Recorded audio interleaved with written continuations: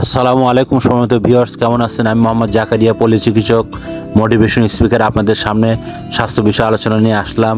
আজকে অনেকে কমেন্ট করেছে, কমেন্ট বক্সে দেখা গেছে যে ইদানিং অনেক বাচ্চা কান্না করে।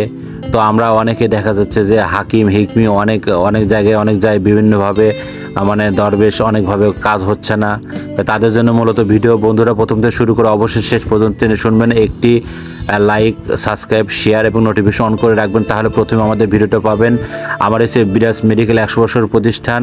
আপনারা মনোযোগ সহকারে দেখেন, সবসময় সাবস্ক্রাইব করেন, নোটিফিকেশন আপনারা অন করেন। দেখি তো বন্ধুরা, চলুন শুনুন আমরা তাহলে দেখি যে আসলে আমাদের এই বাচ্চাগুলা কি সমস্যা হয় আর কেন এই কারণে এই সমস্যাগুলো হয়ে থাকে।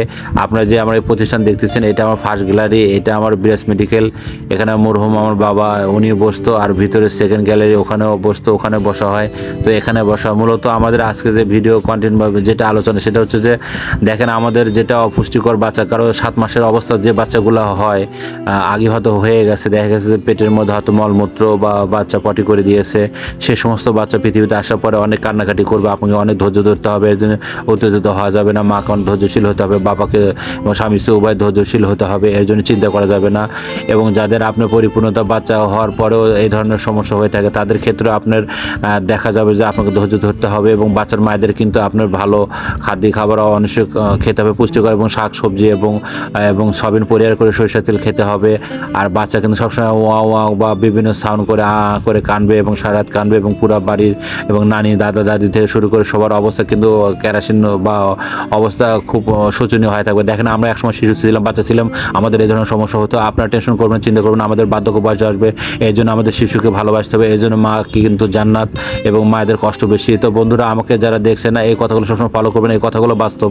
আপনারা মিলে নিন। হুজুর এবং ফোকা ইকরাম আলম রসুলাম বা তার জীবনে বাবা আদম আলাইহিস সালাম পর যে জিনিসগুলো এবং বিভিন্ন ধরনের এই সমস্যা হয়ে থাকে, আপনারা লক্ষ্য রাখবেন। ইদানিং যে ধরনের ফক্স বা বিভিন্ন ধরনের উঠতেছে হাম বা বিভিন্ন ধরনের আপনার পক্সের মতো, এগুলোর স্বর্ণপূর্ণ হবেন, ডাক্তার স্বর্ণপূর্ণ হবেন, বা ক্লিনিক বা বিভিন্ন প্রতিষ্ঠানে বা হাসপাতাল ডাক্তারি কমপ্লেক্সে আপনারা যাবেন।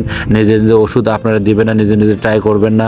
এবং যারা এসি আছে, এসিতে আপনার বেশি আপনার টেম্পারেচার দিবেন না, বা আপনার 15, 16 বা 14 এভাবে দিবেন না। হয়তো খুব সমস্যা হলো বা খুব তাপ দেওয়া হলো, আপনারা টপ ফ্লোর যেগুলো আছে আপনারা অন্তত ওখানে আপনারা 30-এ নিয়ে আসবেন, বেশিক্ষণ চালাবেন না।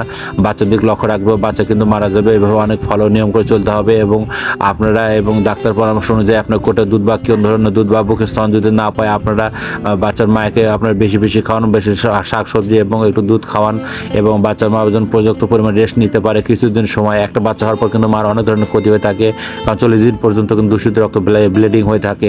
এটা কিন্তু গুরুত্বপূর্ণ কথা, গুরুত্বপূর্ণ আলোচনা। আপনারা কিন্তু মনোযোগ দিয়ে শুনবেন, এই কথাগুলো কিন্তু সব জায়গায় আপনারা কিন্তু পাবেন না। বন্ধুরা, সম্বন্ধ ভিউয়ার্স, আমি সবসময় কিন্তু বলে থাকি, আমার 100 বছর প্রতিষ্ঠান বিরাজ মেডিকেল। মরহুম আমার এখানে বিরাজ হোসেন উনি ডাক্তার ছিল, বুলবুল ডাক্তার ছিল, এবং আমার মা মোসাম্মদ ডাক্তার জাহিদা আবেদিন, উনি কিন্তু ডাক্তারের গায়ে নিয়ে উনিও কিন্তু প্রায় 800 বছর ডাক্তার করেছেন, আমার সঙ্গে করতেছে। আমি এখানে বিদ্যমান করতেছি এবং হরমোন বিষয়ে বিভিন্ন সময় বিভিন্ন আপনাদের মোটিভেশন স্পিকার হিসেবে আলোচনা করে থাকি। আপনারা আমাদের সম্পূর্ণ ভিডিওটা দেখবেন, আরও বিভিন্ন রিলেটেড ভিডিও আছে, আপনারা ঢুকবেন এবং আপনারা কমেন্ট করবেন কি রিলেটেড ভিডিও চান, কেমন লাগে আপনাদের মাঝে, আপনারা শেয়ার করবেন। আপনারা শেয়ার করলে বা কমেন্ট করলে পরবর্তী ওই রিলেটেড আপনাদের ধরনের ভিডিও নিয়ে আসবো। তো বন্ধুরা, আমাকে বেশি ভিডিও করবেন, উৎসাহ দেবেন, প্রেরণা দেবেন, পরবর্তীর ওই রিলেটেড আপনাদের জন্য ভিডিও নিয়ে আসবো। তো বন্ধুরা, ভালো থাকবেন, সুস্থ থাকবেন, আবার আপনাদের মাঝে নতুন ভিডিও নিয়ে আসবো। তো ভালো থাকবেন, সবাইকে ধন্যবাদ, আল্লাহ হাফেজ।